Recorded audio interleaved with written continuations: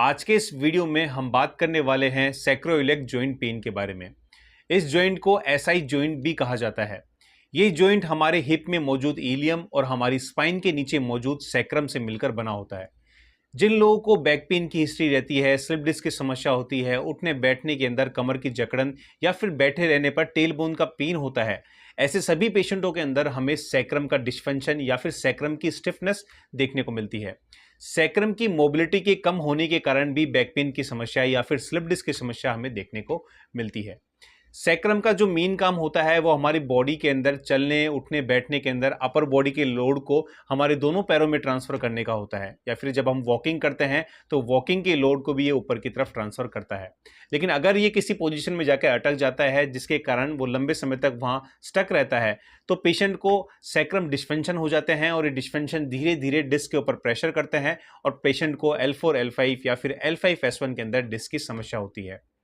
हम लोग लंबे समय से स्लिप डिस्क के पेशेंट को ट्रीट कर रहे हैं और हर स्लिप डिस्क के पेशेंट के अंदर हम लोग सैक्रम का अलाइनमेंट जरूर करते हैं, क्योंकि हमारे इस जो पूरे स्पाइन का जो बेस है वो सैक्रम ही होता है। अगर सैक्रम टिल्ट रहेगा तो ऊपर तक हमारी स्पाइन के अंदर डिस्फंक्शन हमें देखने को मिलेंगे और पेशेंट को लंबर स्कोलोसिस या फिर फंक्शनल स्कोलोसिस की समस्या भी सैक्रम के कारण ही डेवलप हो जाती है। आज के इस वीडियो के अंदर मैं कुछ एक्सरसाइजेस आपको बताने जा रहा हूं जिन एक्सरसाइज से आप अपने सैक्रम की स्टिफनेस को, इस डिस्फंक्शन को काफ़ी हद तक कम कर पाएंगे। वैसे इस डिस्फंक्शन को करेक्ट करने के लिए हमें सबसे पहले प्रॉपर तरीके से डायग्नोस करना होता है, जिससे कि हम लोग पेशेंट की कंडीशन को समझ पाएं और उसके अकॉर्डिंगली उस डिस्फंक्शन को करेक्ट कर पाएं।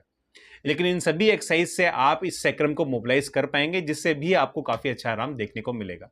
तो अगर आपको ये वीडियो अच्छा लगता है और एक्सरसाइज को करके आपको आराम मिलता है तो प्लीज़ हमारे वीडियो को लाइक और शेयर जरूर करिएगा और इस चैनल को सब्सक्राइब करे बिना नहीं जाइएगा, क्योंकि ऐसे ही इंफॉर्मेटिव और हेल्थ वीडियोस हम आपके लिए हमेशा लाते रहते हैं। तो चलिए फिर शुरू करते हैं आज की एक्सरसाइज।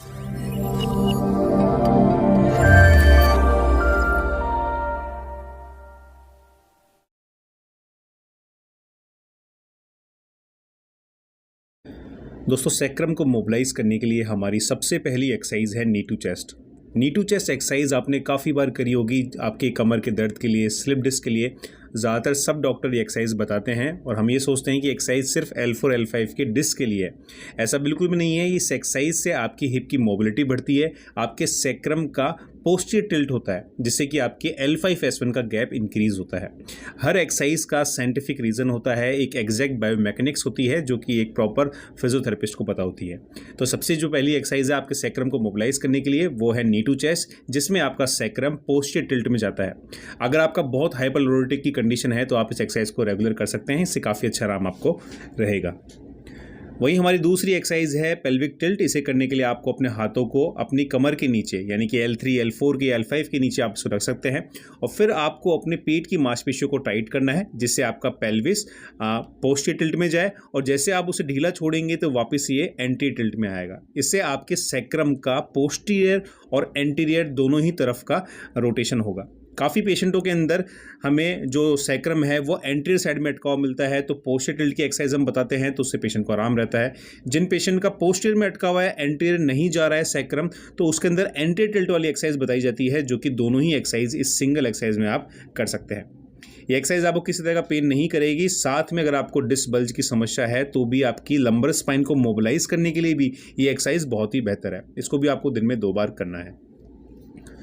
हमारी तीसरी एक्सरसाइज है, ये है सैक्रम की स्ट्रेंथ के लिए। ज़्यादातर पेशेंटों में देखने को मिलता है कि बार बार सैक्रम का डिस्फंक्शन हो जाता है गलत तरीके से बैठने से, लंबे समय से बैठने के कारण।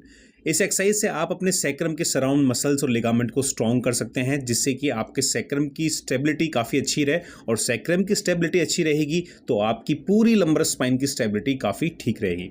इसे करने के लिए आपको जिस साइड में आपको स्ट्रेंथ का इशू है, बेसिकली तो आप दोनों ही तरफ इस एक्सरसाइज को कर सकते हैं। जैसा मैं आपको वीडियो में दिखा रहा हूँ कि आपको हवा में पैर को लेकर आना है, घुटने को सामने की तरफ टच करना है और पीछे जाने पर सिर्फ आपको उंगलियों को ज़मीन पर टच करना है और 10 रिपीटेशन आपको इस एक्सरसाइज के लेने हैं।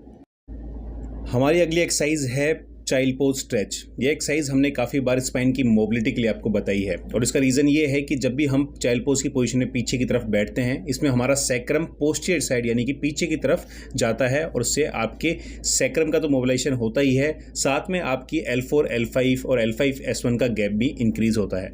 बैक पेन के भी काफ़ी पेशेंट को हमने ये एक्सरसाइज सजेस्ट करी है। लेकिन दोस्तों, बैक पेन होने के बहुत सारे रीज़न होते हैं और सैक्रम का मोबिलाइजेशन कोई ज़रूरी नहीं कि हम हर केस के अंदर करें। तो आपको पहले फाइंड आउट करना पड़ेगा कि आपकी समस्या क्या है डिस्क की, और उसके बाद आप सैक्रम का मोबिलाइजेशन करें। सैक्रम का डिस्फंक्शन अगर आपको है तो ये सभी एक्सरसाइज आपके लिए काफ़ी हेल्पफुल रहेगी। बाकी अपने थेरेपिस्ट से राय ज़रूर लीजिएगा करने से पहले। वहीं अगली जो एक्सरसाइज है ये चाइल्ड पोज के अंदर ही एक वेरिएशन है। अगर आप नोटिस करेंगे तो मेरा राइट वाला पैर हमने थोड़ा सा आगे किया हुआ है, जिससे मेरा पेल्विस रोटेट करके पीछे की तरफ जा रहा है, क्योंकि कभी कभार हमारा जो पेल्विस है, सैक्रम है, वो एक रोटेशन डिफॉर्मिटी के अंदर डिस्फंक्शन में अटक जाता है। ऐसे केसेस के अंदर ये रोटेशन काम करता है। ये आपको दोनों ही पैरों के लिए सीख लो करना है।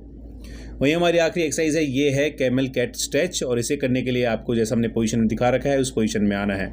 इस एक्सरसाइज को स्पाइन की मोबिलिटी के लिए काफ़ी बार हमने बताया है, और आप नोटिस करेंगे तो इसमें आपका पेल्विस एंटीरियर और पोस्टीरियर दोनों ही पोजीशन में जाता है। इससे आपकी लंबर स्पाइन की मोबिलिटी तो होती ही है, साथ में आपका सैक्रम भी मोबिलाइज होता है। दोस्तों, डॉक्टर या फिजियोथेरेपिस्ट से राय ज़रूर लीजिएगा, क्योंकि हर एक्सरसाइज का आपकी स्पाइन, आपकी बॉडी पे अलग इफेक्ट पड़ता है। ये सभी एक्सरसाइज में सैक्रम को मोबिलाइज कर रहे हैं, लेकिन लंबर स्पाइन भी साथ में मोबिलाइज हो रही है। तो अपने फिजियोथेरेपिस्ट की राय ज़रूर लें, और चैनल अच्छा लगे तो सब्सक्राइब ज़रूर करिएगा। अगर आपको डिस्क की समस्या है तो आप जयपुर में बताए हो हमारे सेंटर पर आ सकते हैं।